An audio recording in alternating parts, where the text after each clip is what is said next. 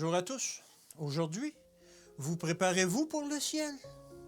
Ce sont des choses que l'œil n'a point vues, que l'oreille n'a point entendues et qui ne sont point montées au cœur de l'homme. 1 Corinthiens 2, verset 9. Quelle tâche vous attend? Il nous faut une plus grande foi en Christ, en le Père, et cette foi nous est indispensable si nous ne voulons pas être mis au nombre des incroyants. Nous discernons de magnifiques occasions et une grande quantité de travail à accomplir. Nous voulons la sanctification du Saint-Esprit. Nous ne pouvons pas nous permettre de passer sur la marque du prix de notre vocation élevée en Christ Jésus. La sanctification de la vérité, confirmant la fermeté de l'homme dans la foi, fera de lui un ouvrier avec Dieu. En s'unissant à la source de la toute-puissance, en persévérant dans leur devoir, en approfondissant leur compréhension de l'amour de Dieu en Christ, Jésus, de tels hommes deviennent un avec le Christ, jusqu'à ce qu'ils soient complets avec le Christ en Dieu. Indescriptibles sont les gloires qui attendent le fidèle triomphant. Le Seigneur honorera et exaltera grandement ses loyaux serviteurs.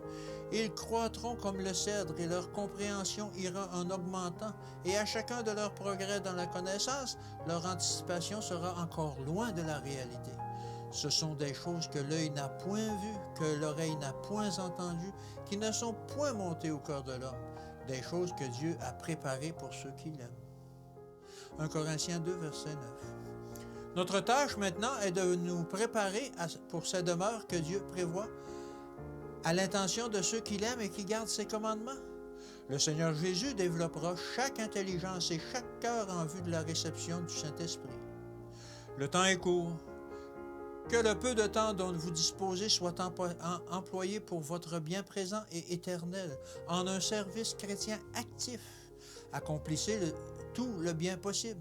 Rattrapez le temps qui a été perdu. Cherchez tout d'abord le royaume des cieux et sa justice. Vous aurez alors quelque chose à donner en bonne œuvre et par une influence encourageante consacrée. Comment vous êtes-vous préparé pour le monde futur éternel? Vous voulez quelque chose de supérieur à ce que vous avez à présent? Vous pouvez, sciemment ou non, exercer une influence pour le bien. Dieu mérite de vous, son sujet, un don meilleur que celui que vous lui avez offert jusqu'à maintenant. Considérez attentivement ceci. Vous tenez-vous sous l'étendard du prince Emmanuel ou sous le drapeau noir du prince des ténèbres?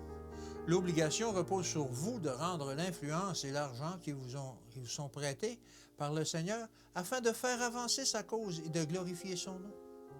Le Seigneur vous appelle. Mon fils, donne-moi ton cœur. Que l'Éternel vous bénisse et qu'il vous garde, et je vous dis à demain.